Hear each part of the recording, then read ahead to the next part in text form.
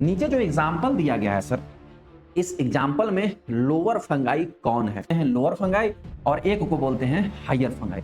ये लोअर और हायर किस बेस पे है? जिस प्रकार से इनका सेक्सुअल रिप्रोडक्शन होता है, सेक्सुअल स्पोर और असेक्सुअल स्पोर पाए जाते हैं, इस बिहाफ पे इनको हायर फंगाई। हायर फंगाई तीन प्रकार के होते हैं sir, ascomycetes, basidiomycetes and deuteromycetes. यानी सिस्टेमिक क्लासिफिकेशन के बिहाफ पे भी फंगस कितने प्रकार के हो गए? 4 प्रकार के हो गए। हेलो एवरीवन, आप देख रहे हैं rank plus the learning app और मैं हूं चंदन सर। डियर साथियों, आज हम लोग स्टार्ट करने जा रहे हैं अपना लैब एमसीक्यू की सीरीज का जो पार्ट है उसको हम लोग कंटिन्यू कर रहे हैं। और आज जो हम लोग क्लास स्टार्ट करने जा रहे हैं वो है lab exams, lab technician exams MCQs 29। इसके पहले हमने 28 कंप्लीट कर लिया है, आज हम लोग 29 कंटिन्यू कर रहे हैं। 16 नंबर से क्वेश्चन आज स्टार्ट हो रही, ठीक है। अब देखते हैं क्वेश्चन नंबर 16 जो कि आज के क्लास का क्वेश्चन नंबर फर्स्ट है, ठीक। क्वेश्चन नंबर 16 क्या है? Which of the following is the lower fungi. नीचे जो एग्जाम्पल दिया गया है सर, इस एग्जाम्पल में लोअर फंगाई कौन है? अब ऐसे बड़ा कंफ्यूजन हो सकता है, आप कमेंट करके जरूर बताना जो आपका करेक्ट आंसर होगा वो, ठीक है।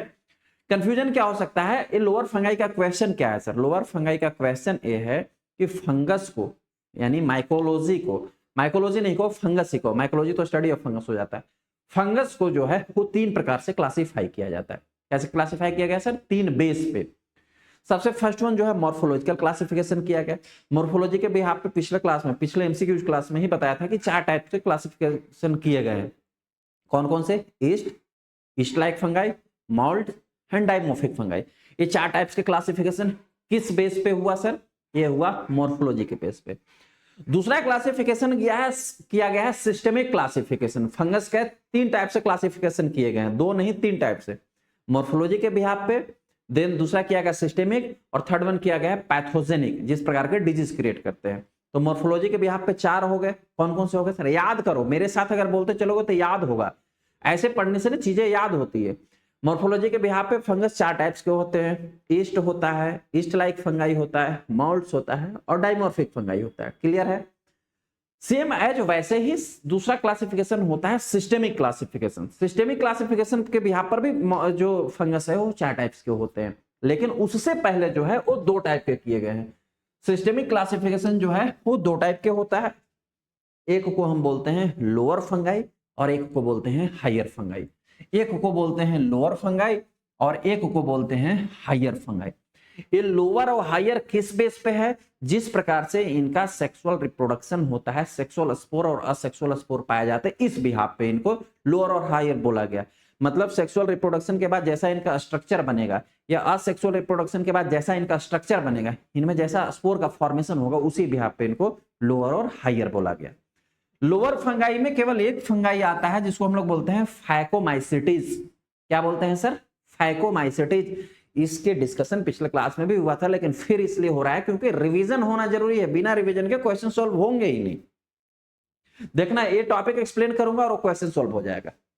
मैं इसीलिए हमेशा कहता हूं कि मैं थ्योरी आपको क्यों इतनी गहराई से समझाता हूं प्यारे, क्योंकि थ्योरी से ही क्वेश्चन सॉल्व हो जाएंगे आपके। 10% क्वेश्चन प्रैक्टिकल से सॉल्व होंगे जो आप लेबोरेटरी में जॉब कर रहे हैं उससे, लेकिन 85 to 90% क्वेश्चन ये थ्योरी पढ़ के ही सॉल्व होगा। और ऐसे ही तुम्हें भी पढ़ना होगा, नहीं पढ़ोगे आप नहीं सॉल्व होगा क्वेश्चन। कितनों रट लोगे क्वेश्चन ना, मैं लिख के देता हूं, फिर वही सेम क्वेश्चन मैं 6 महीने के बाद आपसे पूछूंगा और गलत आंसर करो। 6 महीने में बहुत हो गया, 2 महीने बाद पूछूंगा और गलत करोगे। और थ्योरी समझा हुआ है ना तो कभी गलत नहीं करोगे। 2 प्रकार में मैंने बोला, एक ऐसा है सर सिस्टेमिक क्लासिफिकेशन है, किसका? फंगस का। लोअर फंगाई और हायर फंगाई। लोअर फंगाई में एक फंगाई जिसको हम लोग क्या बोलते हैं? फैकोमाइसिटिस बोलते हैं। फैकोमाइसिटिस में 2 स्पोर्स प्रेजेंट होंगे, असेक्सुअल स्पोर होगा और सेक्सुअल स्पोर होगा, ठीक है। सब में 2 स्पोर प्रेजेंट होगा, असेक्सुअल स्पोर और सेक्सुअल स्पोर। जो फैकोमाइसिटिस है उसका जो असेक्सुअल स्पोर होगा उसको हम बोलते हैं स्पोरेंजियोस्पोर्स, ठीक। और जो सेक्सुअल स्पोर होगा उसको हम बोलते हैं ओओस्पोर्स या जाइगोस्पोर्स, ठीक है। अब इसी जाइगोस्पोर्स के नाम पे ही, क्योंकि जितने भी क्लासिफिकेशन है सिस्टेमिक, इनका नाम सेक्सुअल स्पोर्स के नाम पे रखा गया है। तो इसका सेक्सुअल स्पोर कौन सा है सर? जाइगोस्पोर। इसीलिए फैकोमाइसिटिस को हम लोग जाइगोमाइसिटिस भी कहते हैं। इतना सा क्लियर हुआ? इसको हम लोग क्या बोलते हैं सर? जाइगो माइसेटिस भी कहा जाता है। इतना सा बात याद रखना, ठीक। Rest of higher fungi, higher fungi 3 प्रकार के होते हैं sir, ascomycetes, basidiomycetes and deuteromycetes. यानी सिस्टेमिक क्लासिफिकेशन के बिहार पे भी फंगस कितने प्रकार के हो गए? 4 प्रकार के हो गए, फैकोमाइसिटिस, एस्कोमाइसिटिस, बैसिडियोमाइसिटिस एंड ड्यूटेरोमाइसिटिस। और मॉर्फोलॉजी के बिहार पर भी 4 प्रकार के बताया, yeast, mould, yeast like fungi and dimorphic fungi, वो भी 4 प्रकार के होते हैं, है ना। उसको भी हमने पिछले एमसीक्यू क्लास में पढ़ा था। अब जो एस्कोमाइसिटिस है, मैंने अभी थोड़ी देर जस्ट पहले क्या बोला, ध्यान से सुनो, इस टॉपिक को समझ लोगे ना, आगे के कई सारे क्वेश्चन सोल्व हो जाएंगे एकदम आंख बंद करके। अभी थोड़ी देर पहले मैंने क्या बोला कि ये जो सर फैकोमाइसिटिस, एस्कोमाइसिटिस, बैसिडियोमाइसिटिस, ड्यूटेरोमाइसिटिस जो नाम आपको दिया गया, ये किसके बेस पे दिया गया? जो इनका सेक्सुअल स्पोर होगा उसी के बिहाफ पे इनका नाम दिया गया। तभी तो फैकोमाइसिटिस को हम जाइगोमाइसिटिस भी कहते हैं, क्यों? क्योंकि इसका सेक्सुअल स्पोर जो है वो जाइगोस्पोर है। वैसे ही जो एस्कोमाइसिटिस है, इसका सेक्सुअल स्पोर क्या होगा सर? इसका सेक्सुअल स्पोर होगा एस्कोस्पोर। सिमिलरली बैसिडियोमाइसिटिस है, बैसिडियोमाइसिटिस का सेक्सुअल स्पोर क्या होगा सर? बैसिडियोस्पोर होगा। एक एक चीज एकदम दिमाग में याद करा दूंगा, केवल ध्यान से पढ़ो, बस केवल लेक्चर देखो, सब याद हो जाएगा। सिमिलरली, अब बोलोगे सर फिर से बोलिए, सिमिलरली ड्यूटेरोमाइसिटिस का सेक्सुअल स्पोर क्या होगा? होता ही नहीं है, इसका जो है सेक्सुअल स्पोर होता ही नहीं है, आइडेंटिफाइड ही नहीं है, ठीक। नाम का पता चल गया, क्योंकि ड्यूटेरोमाइसिटिस का सेक्सुअल स्पोर नहीं फाइंड आउट हुआ है, अभी तक आइडेंटिफाइड नहीं हुआ है, तो इसीलिए इसका स्ट्रक्चरल डिटेल भी नहीं प्रॉब्लम पता है, स्ट्रक्चरल डिटेल नहीं पता है, तो इसीलिए इसको जो जीवों के क्लासिफिकेशंस हैं, जो किंगडम दिया गया, उसमें इसको क्लासिफाई कर पाना टफ है, पॉसिबल नहीं हुआ, इसीलिए इसको फंगाई इम्परफेक्टा भी बोलते हैं, क्योंकि ये ऐसा फंगस है जो इम्परफेक्ट है, परफेक्ट है ही नहीं, कंप्लीट है ही नहीं। क्लियर? इतनी सी बात। अब हो गई सेक्सुअल स्पोर याद। दूसरा अब आता है असेक्सुअल स्पोर। तो इसका तो फैकोमाइसिटिस का असेक्सुअल स्पोर, स्पोरेंजियोस्पोर मैंने बता दिया, ठीक।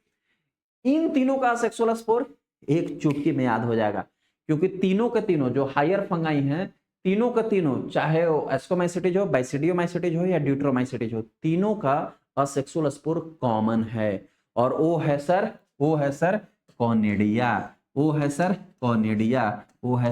कॉनिडिया। याद हो गया चुटकी बजा के? यही बस समझना था इस टॉपिक में। क्वेश्चन क्या भी हमसे पूछा है सर, जरा ध्यान से पढ़ो। क्वेश्चन ने पूछा है कि जो नीचे दिया गया है ऑप्शन, इस ऑप्शन में लोअर फंगाई कौन है? लोअर फंगाई कौन होता है? फैकोमाइसिटिस। लोअर फंगाई कौन होता है सर? लोअर फंगाई कौन होता है? फैकोमाइसिटिस। ये तीनों एस्को, बैसिडियो और ड्यूटेरो तो हायर फंगाई है। तो सर जिसको हम लोग जाइगोमाइसिटिस भी कहते हैं, लोअर फंगाई कौन है सर? लोअर फंगाई है फैकोमाइसिटिस।